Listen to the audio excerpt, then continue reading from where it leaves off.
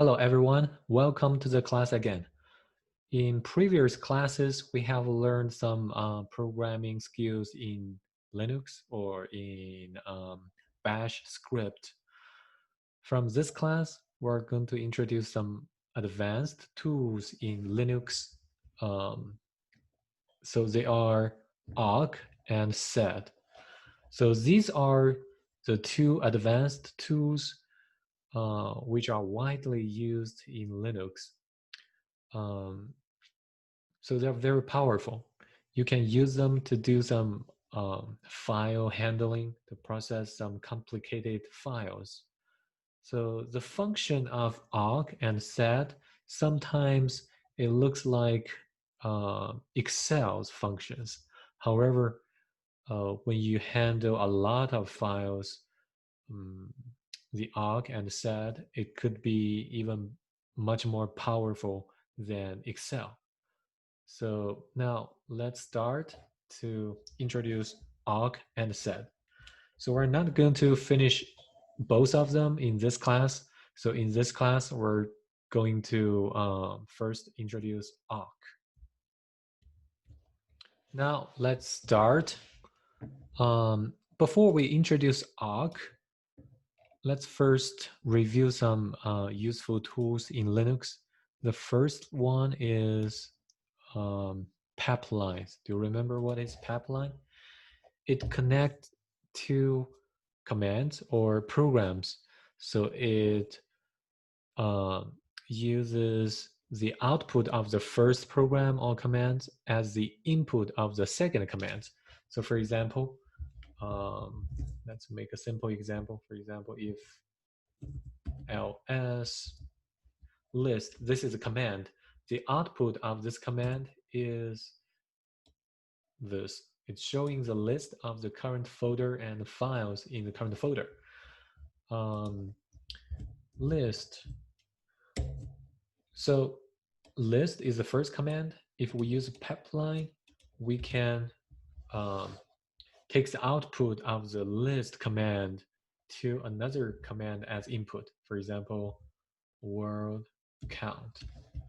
So if you count the words, it will show you first, when you do the list command, the result is showing here. It's a list of 6 files of folders or 6 names or 6 words. So when you use pipeline and take this output from list to the input as the input of the word count command, then it will count the list.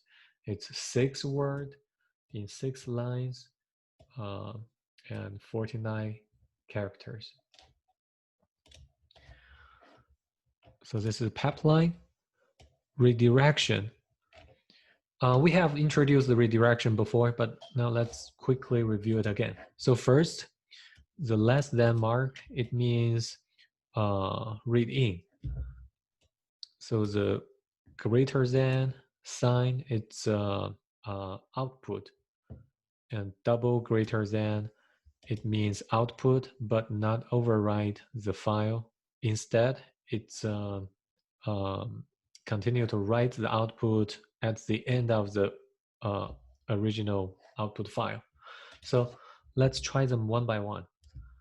So before I start, let me make a folder. dir lecture 5. Now we have lecture 5 folder. Let's go to this folder. First, let's see how to use input file. Input sign. So for output sign, you can output something into a file. For input sign, you can read something from a file. Let's make an example. Some commands, it asks you to input something. For example, read. Do you remember how to use the command of read? Read A or read name. So here, name is a variable. You're trying to read some values to the name variable. Then after you run this command, you need to input the value. For example, apple. Now it's the value of name becomes apple. Let's try echo name. So you will see the value of the name is apple. So in this way, we have to input the value of name by typing this word. Now let's try another way, which is read the input or value from a file. Let's create a file, vi, let's say text.txt. So in this file, we will have only one word, which is banana. Now you have text.txt, and in the text.txt you have a word which is banana. Now let's read name again. This time, let's read it from a file. Then you can use this less than sign. And you want to read it from this file, the text.txt. Then when shall see this less than sign means redirection. So it will first get the value, get the content or the text or the names in the text.txt, and then take it as input to this command. So this command runs to read the value for a variable, and the variable is name. So now let's echo $name, see if it's successful. You will see when you echo the value of name, it becomes banana. So this is the usage of read in. Okay, now let's see the output redirection. So if you want to output something on screen, so by default, the command will output the result on screen. But if you want, okay, first let's try some command. For example, pwd. So that's your working directory. This is output. So the output is by default on screen.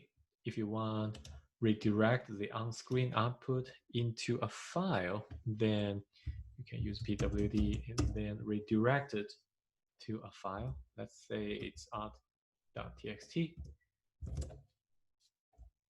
Then if you see the content of out.txt, you will see this result is now in the out.txt file. Let's try another command, which is, let's say, time or date. It simply shows the date and time now. So let's try date. If we want output the date result into the output file,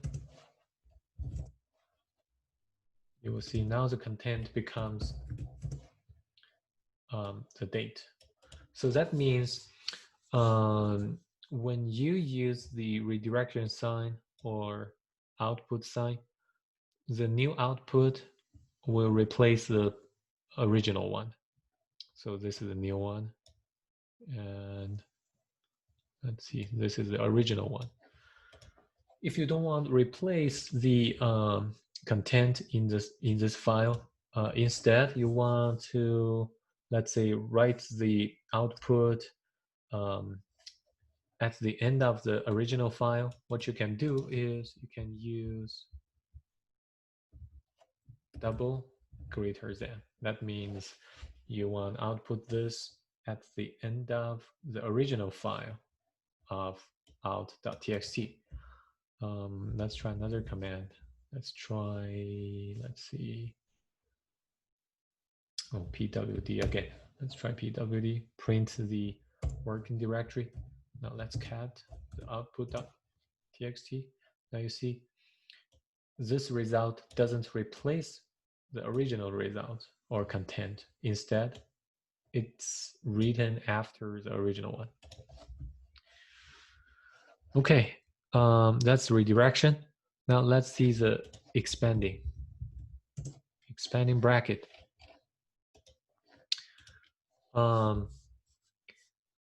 So we have also learned this expanding parenthesis before.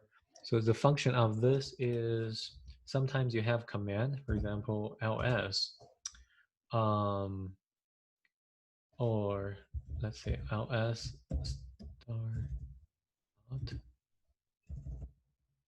star. Then the output of this list out star is out.txt. This is a command and it has a result here. Sometimes you want to use this result in another command. Then what you can do is you can use this expanding parenthesis, let's say ls out.txt. So the way bash work on this is first when it finds there is a brand, let's say expanding parenthesis, it will first run the command in the parenthesis, which is ls out start. Then the result is out.txt. So the result will substitute the entire expanding parenthesis. So what you can do here is, for example, if you want assign out.txt as a value to another variable, what you can do is maybe name equals to list out star. So this is an entire command.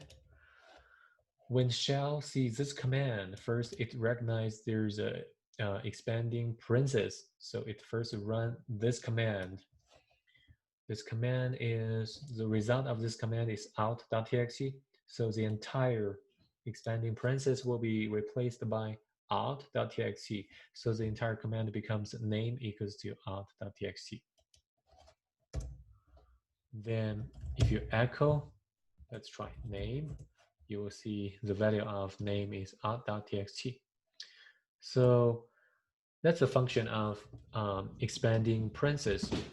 It runs a command in another command. Wait a moment. Okay. So after introduce or reviewing those three useful tools, now let's start to learn awk, AWK.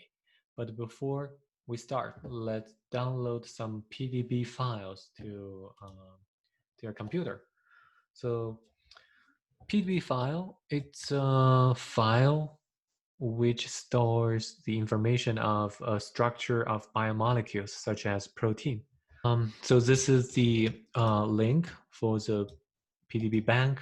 You can download a lot of structures of biomolecules such as proteins, RNA, DNA. For example, if you do a search of coronavirus or COVID-19, then you will see there are a lot of structures which are related to COVID-19. For example, this is complex, some proteins about SARS-CoV-2, which is COVID-19.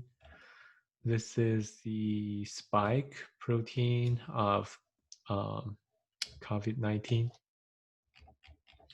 So in our example, we used a PDB, which is 1BRS. It's a bar star barnase. It's an enzyme and it's inhibitor. Let's see, barnase, 1BRS.